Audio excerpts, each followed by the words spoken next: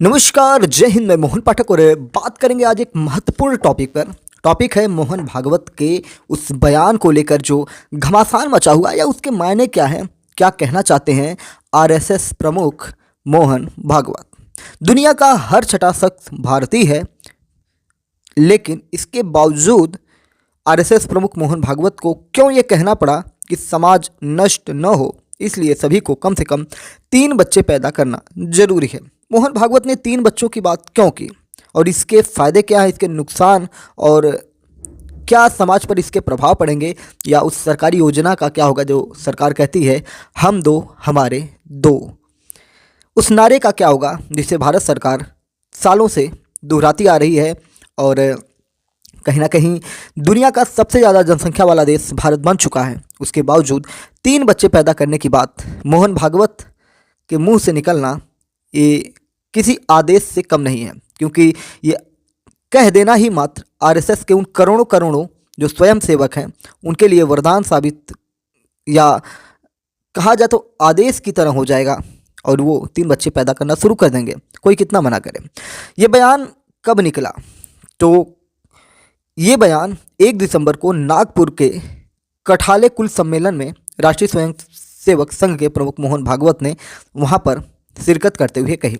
इस दौरान उन्होंने कहा कि भारतीय कुटुंब और जनसंख्या को लेकर इनके जो विचार हैं, उन विचारों में देश की जनसंख्या नीति 1998-2002 में तय की गई थी। इसके मुताबिक जनसंख्या वृद्धि दर 2.1 से नीचे नहीं होनी चाहिए। अगर ऐसा होता है तो समाज अपने आप नष्ट हो जाएगा।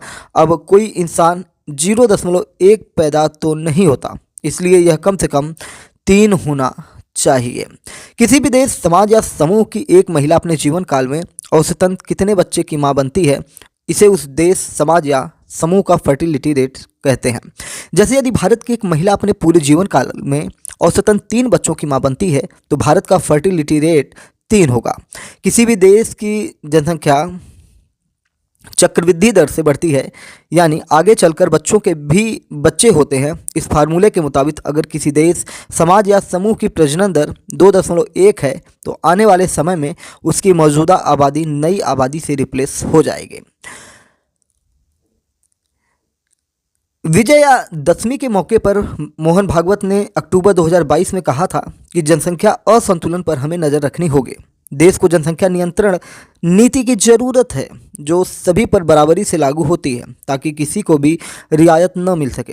कुछ साल पहले फर्टिलिटी रेट 2.1 था। दुनिया की आशंकाओं को उलट हमने बेहतर किया और इसे 2 तक लेकर आए, लेकिन और नीचे आना खतरनाक हो सकता है। अक्टूबर 2021 विजयादशमी उत्सव में भागवत ने कहा था कि साल 1951 से 2011 के बीच जनसंख्या वृद्धि दर में भारी अंतर के कारण देश की जनसंख्या में जहां भारत में दूसरे पंथों के अनुयायी का अनुपात 88% से घटकर 83.8% रह गया है, वहीं मुस्लिम जनसंख्या का अनुपात 9.8% से बढ़कर 14.24% हो गया है। मतलब असंतुलन पर इन्होंने चिंता जताई है कि जो संतुलन होना चाहिए हिंदू धर्मावलंबियों का, वो संतुलन कहीं ना कहीं बिगड़ रहा है।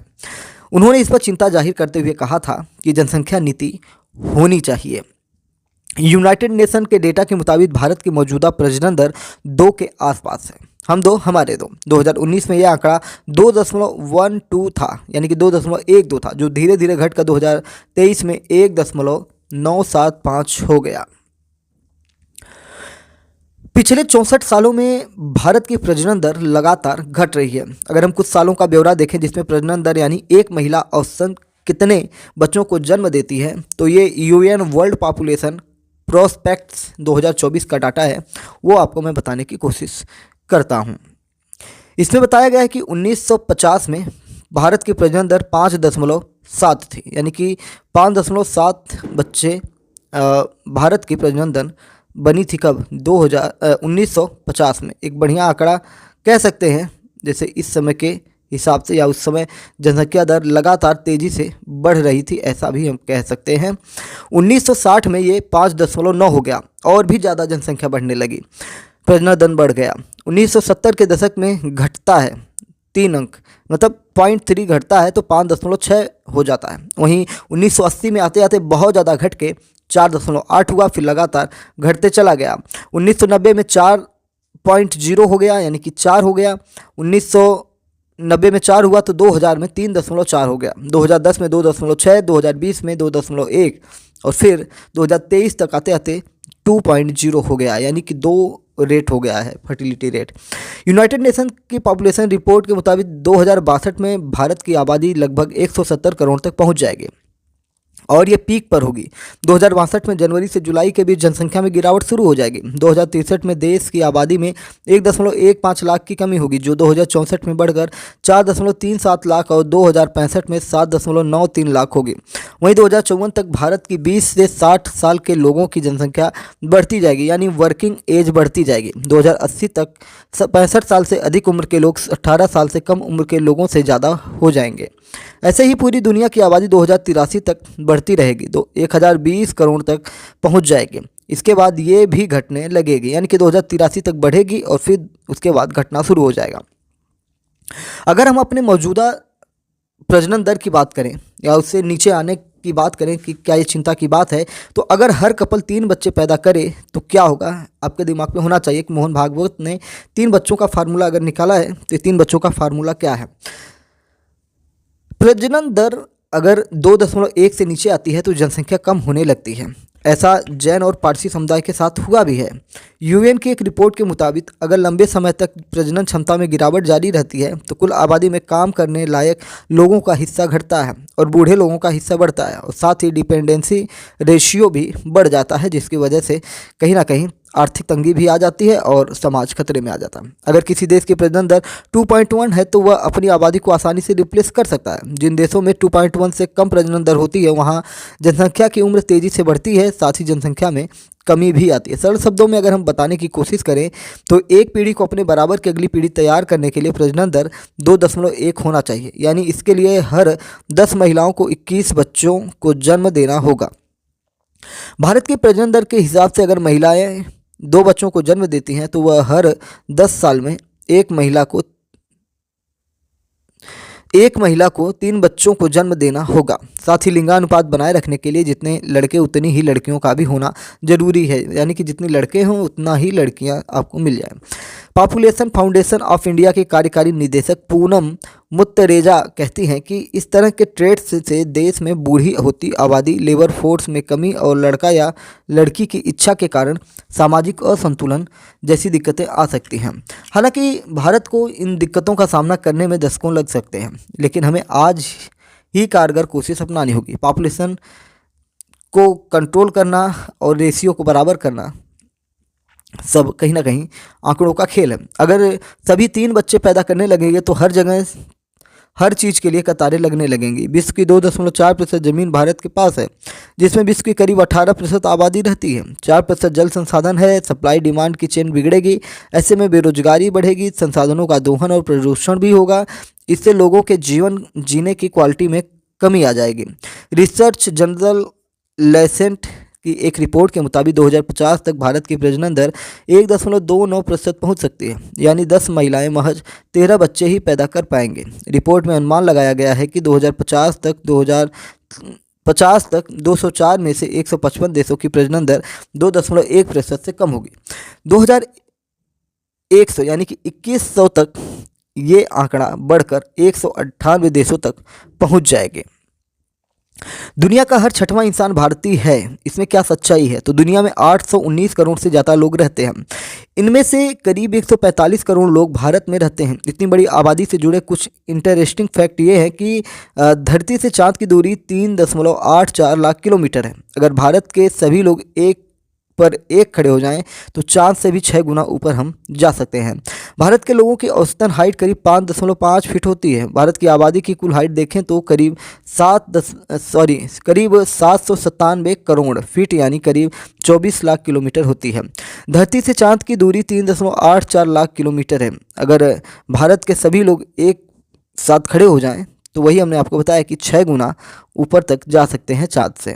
भारत में 2.4 करोड़ लोग रोजाना ट्रेन से सफ़र करते हैं, यानी दुनिया के 175 देशों की आबादी से ज़्यादा लोग भारत में रोजाना ट्रेन में सफ़र करते हैं। भारत में 25% लोग शाकाहारी हैं, यानी करीब 37 करोड़ लोग, जो दुनिया के तीसरे सबसे ज़्यादा आबादी वाले देश अमेरिका की कुल जनसंख्या से ज़्यादा हैं।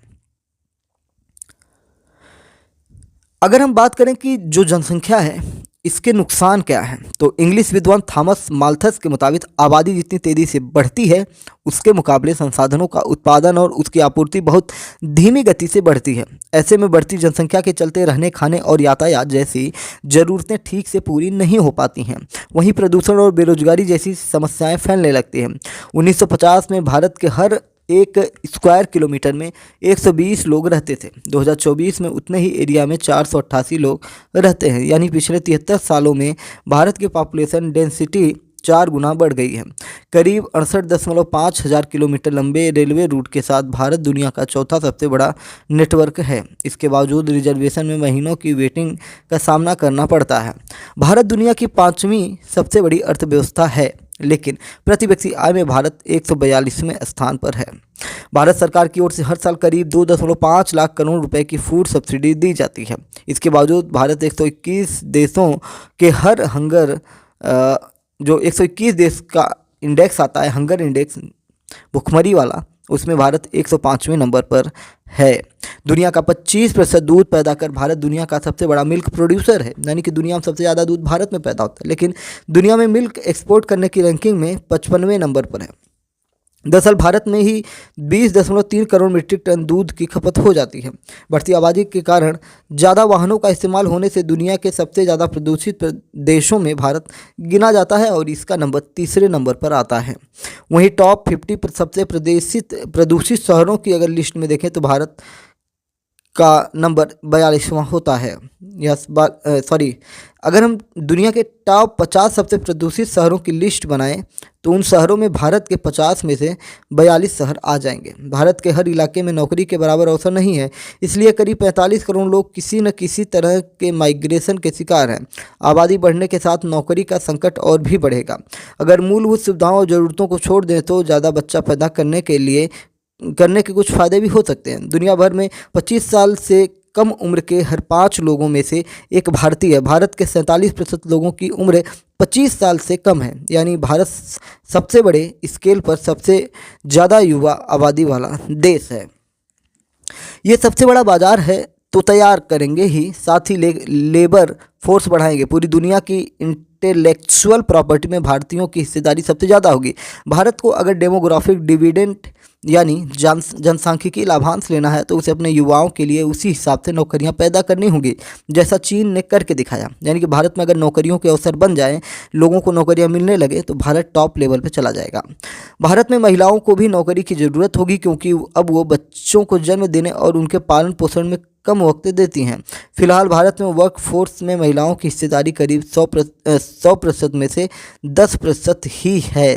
हालांकि बहुत सारे लोगों का ये मानना है, जो एक्सपर्ट्स हैं, कि भारत के लिए ज़्यादा बच्चे पैदा करना फ़ायदेमंद है या नहीं, तो कुछ लोगों का विचार या ज़्यादातर लोगों का विचार नहीं की तरफ झुकता है। खैर, क्या कहते हैं मोहन भागवत और क्या लोगों को इसके बारे में समझ में आता है, वो सारी चीज़ें आने वाला समय तय करेगा।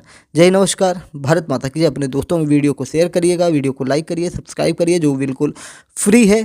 तो आपको स्पेशल कंटेंट मिलता है करंट अफेयर्स के, और भी बहुत सारी चीज़ें यहाँ पर उपलब्ध हैं। उन सारी चीज़ों का आप आनंद उठा सकते हैं, अपने ज्ञान को बढ़ा सकते हैं। जय नमस्कार, भारत माता की जय।